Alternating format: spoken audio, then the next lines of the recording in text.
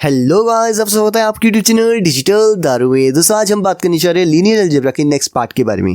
दोस्तों यदि आपने मेरी पहली वाली वीडियोस नहीं देखी लीनियर अलजेब्रा के बारे में, जहां पर मैंने आपको बताया कि machine learning and deep learning में लीनियर अलजेब्रा का कहां पर रोल होता है और कौन कौन सी टॉपिक्स इंपॉर्टेंट है, तो आपको आई बटन में लिंक दिया हुआ है मैंने, वहां पर जाकर आप उस वीडियोस को चेकआउट कर सकते हैं। दोस्तों आज हम बात करने जा रहे हैं distance of a point from a plane.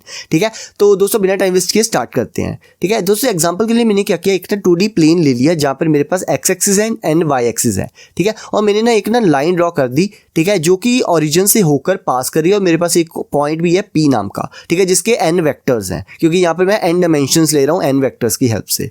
ठीक है, और यहाँ पर मैंने जैसे कि आपको मैंने पिछली वीडियो में भी बताया था कि जो सी ये वाली लाइन है, यदि कोई भी लाइन ओरिजिन से पास होकर जाती है तो उसका फॉर्मूला क्या होता है, W transpose x is equal to 0।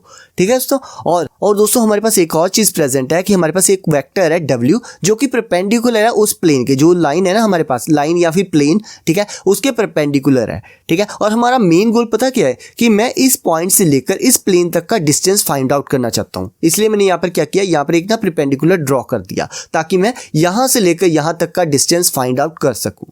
ठीक है दोस्तों, और मैंने आपको डिस्टेंस को कैसे हम फाइंड आउट कर सकते हैं उसका मैंने फॉर्मूला आपको पहले ही बताया हुआ है, जो कि है distance is equal to W transpose P divided by distance of W। दोस्तों यदि आपको इसके बारे में नहीं पता तो आपको मैं हाईली रेकमेंड करूंगा कि आप इससे पहले वाली वीडियो को जरूर से जरूर चेकआउट कर लेना। ठीक है दोस्तों, अब आगे बात करते हैं।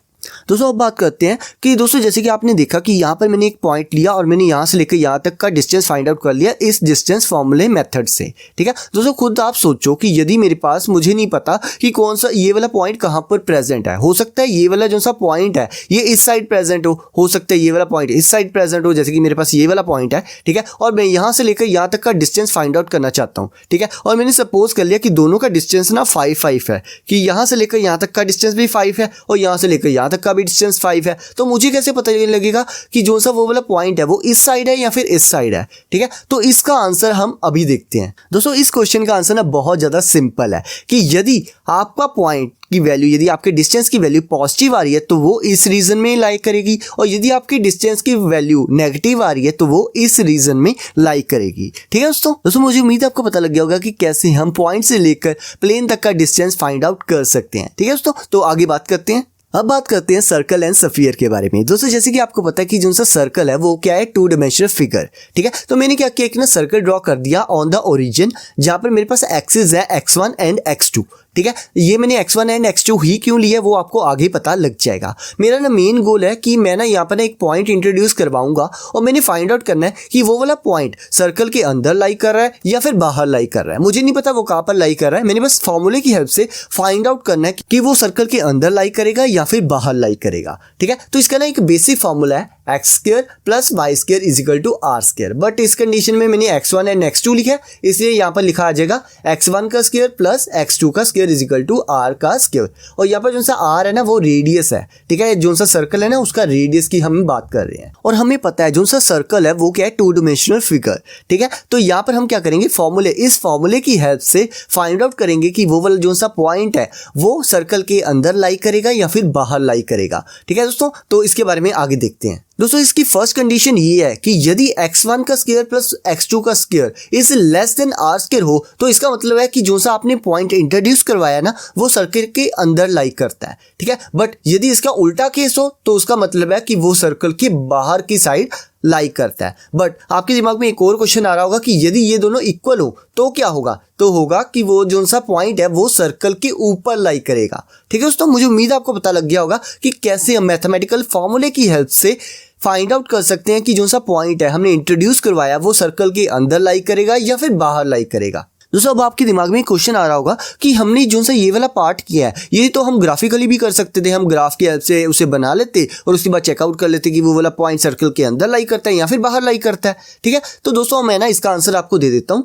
कि इसका सिंपल सा आंसर है। दोस्तों आप खुद देखो कि जो सा सर्कल एंड जो सा स्फीयर है इनको तो हम देख सकते हैं। ठीक है, उनमें उस केस में तो हम ना देख के बता सकते हैं कि ये सर्कल के अंदर लाई करेगा या फिर बाहर लाई करेगा। तो आप ना एक और कंडीशन लो कि यदि हमारे पास n डायमेंशंस हो तो वहां पर आप तो नहीं फाइंड आउट कर सकते कि जो सा पॉइंट है वो कहां पर लाई करेगा, सर्कल के अंदर लाई करेगा या फिर बाहर लाई करेगा। ठीक है, क्योंकि हम तो अकेली 2D एंड 3D प्लेन्स को ही देख सकते हैं, है ना, इसलिए हम यूज करते हैं इन फॉर्मूलेस को। ठीक है। तो आगे बात करते हैं सफियर के बारे में। जैसे कि हमें पता है जो सा सफियर है वो क्या है, 3D प्लेन, ठीक है। तो इस कंडीशन में क्या होगा, हमने कुछ भी चेंज नहीं करना, बस हमने क्या करना है, यहाँ पर ना x3 का स्क्वायर को इंट्रोड्यूस करवा देना। बाकी सारी चीजें सेम है कि यदि r स्क्वायर से कम वैल्यू होगी तो वो इनसाइड द सफियर होगी, यदि ग्रेटर देन है तो वो आउटसाइड द सफियर होगी, यदि इक्वल है तो ऑन द सफियर होगी। दोस्तों मुझे उम्मीद है आपको इसके बारे में पता लग गया होगा। इसी तरह दोस्तों आपके पास जितने मर्जी डायमेंशंस हो, आपने क्या करना है, बस उसकी जो सी वैल्यूज है वो बढ़ाती जानी। जैसे कि यहाँ पर लिखा हुआ था x1 x2, फिर बाद में आ गया x3, इसी तरह बाद में आ जाएगा x4। इस तरह जितनी मर्जी आपके पास डायमेंशंस हो आप इजीली इसे फाइंड आउट कर सकते हो। अब बात करते हैं एलिप्स के बारे में।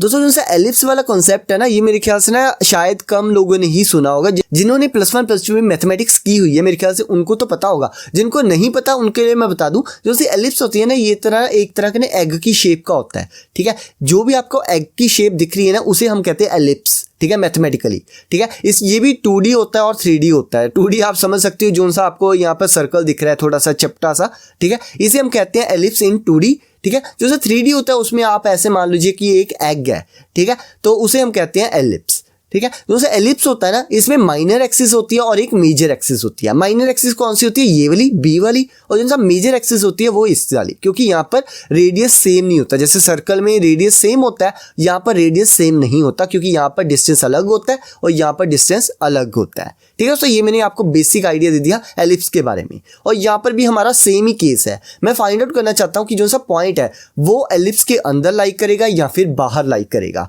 ठीक है। और इसका भी कोई ना कोई फॉर्मूला होगा। इसका बेसिक फॉर्मूला है x1 का square divided by a square plus x2 का square divided by b square equal to 1, ठीक है। तो ये है हमारे 2D एलिप्स के लिए ये वाला फॉर्मूला। हम यहाँ पर वैल्यूज पुट करके इसे चेकआउट कर सकते हो। और यहाँ पर भी बहुत सारी कंडीशंस है जिसकी हेल्प से हम फाइंड आउट करते हैं जो सा वाला पॉइंट है वो एलिप्स के अंदर लाई करेगा या फिर बाहर लाई करेगा। वो कंडीशन कौन सी है वो देखते हैं, ठीक है। कंडीशन ये है कि यदि वो वाली वैल्यू लेस देन 1 होगी तो इसका मतलब है कि वो वाला पॉइंट इनसाइड द एलिप्स लाई करेगा।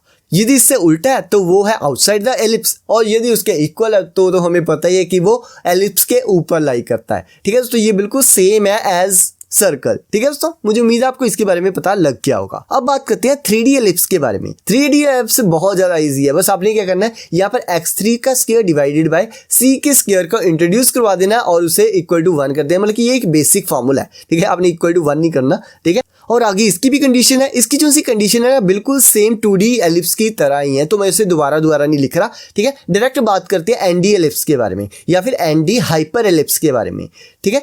तो यहाँ पर आप देख सकते हो, यहाँ पर मैंने लिख दिया x1 का स्क्वायर डिवाइडेड बाय a1 का स्क्वायर प्लस x2 का स्क्वायर डिवाइडेड बाय a2 का स्क्वायर अप टू xn का स्क्वायर डिवाइडेड बाय an का स्क्वायर, ठीक है दोस्तों। और मैंने इसे इक्वल रख दिया 1 से। और यहाँ दोस्तों मैंने गलती से यहाँ पर प्लस का साइन डाल दिया, आप इसे इग्नोर कर देना, ठीक है दोस्तों। आपको बस मैंने आपको बेसिक आइडिया देना था कि ND प्लेन में या फिर ND हाइपर एलिप्स में ये फॉर्मूला कैसा दिखने में लगेगा। जो सी कंडीशन है बिल्कुल सेम है, ठीक है। आप जो सी पिछली कंडीशन है 2D एलिप्स वाली वही सारी कंडीशन यहाँ पर भी सेटिस्फाई होगी, ठीक है दोस्तों। मुझे उम्मीद है आपको एलिप्स के बारे में भी हर एक चीज समझ लगती होगी। अब आगे बात करते हैं दोस्तों, अब बात करते हैं रेक्टेंगल या फिर स्क्वायर के बारे में। ये बहुत ज्यादा आपको इंटरेस्टिंग लगेगा। एग्जांपल के लिए मैंने क्या किया, यहाँ पर ना एक ना रेक्टेंगल ले लिया, आप स्क्वायर भी ले सकते हो, मैंने बस रेक्टेंगल वैसे ही ले लिया है, ठीक है। तो मैं चाहता हूं कि जो सा मैं पॉइंट इंट्रोड्यूस करवाऊंगा वो रेक्टेंगल के अंदर आएगा या फिर बाहर आएगा, इसे मैं फाइंड आउट करना चाहता हूँ, वो भी मैथमेटिकली, ठीक है। तो हम क्या करेंगे, यहाँ पर सिंपल जो सा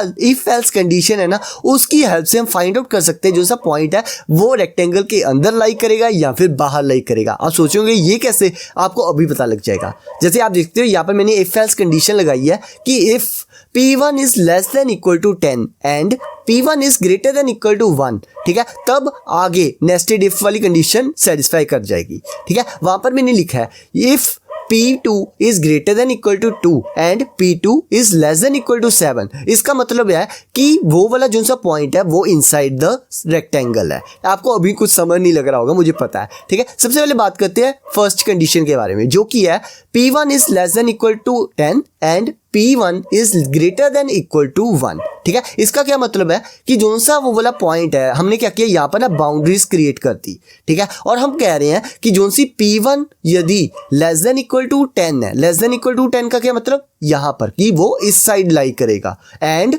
P1 is greater than equal to 1, कि यदि 1 से ग्रेटर होगा तभी वो सेटिस्फाई करेगी ये वाली कंडीशन। ठीक है, उसके बाद मैंने क्या किया कि यदि ये वाली कंडीशन सेटिस्फाई कर रही है उसके बाद नेक्स्ट कंडीशन रन हो जाए। ठीक है, यहां पर हमने क्या लिखा है कि P2 is greater than equal to 2 and P2 is less than equal to 7। वो क्या होगा, ये सारी चीजें कि यदि 7 से कम होगी P2 की वैल्यू और 2 से ज्यादा होगी तो क्या होगा, जो सा वो वाला पॉइंट है, यदि ये चारों कंडीशंस सेटिस्फाई कर रही हैं तो इसका क्या मतलब है, जो सा पॉइंट है वो इनसाइड द रेक्टेंगल लाई करेगा। ठीक है दोस्तों, मुझे उम्मीद है आपको इसके बारे में इजीली समझ लग गया होगा, क्योंकि ये बहुत ही ज़्यादा सिंपल है। आपको किसी तरह का कोई भी फॉर्मूला याद करने की ज़रूरत नहीं है, बहुत ज़्यादा ईजी है। आपने सिंपली इफ एल्स कंडीशंस की हेल्प से इसे फाइंड आउट आप कर सकते हो। ठीक है दोस्तों, मुझे उम्मीद है आपको इसके बारे में पता लग गया होगा। और दोस्तों जो सा स्क्वायर वाला केस है ना वो बिल्कुल सिमिलर इसकी तरह ही है। ठीक है दोस्तों, और दोस्तों इसके अलावा आप सोच रहे होंगे कि यहाँ पर तो हमने 2D प्लेन लिया है, 3D प्लेन में क्या होगा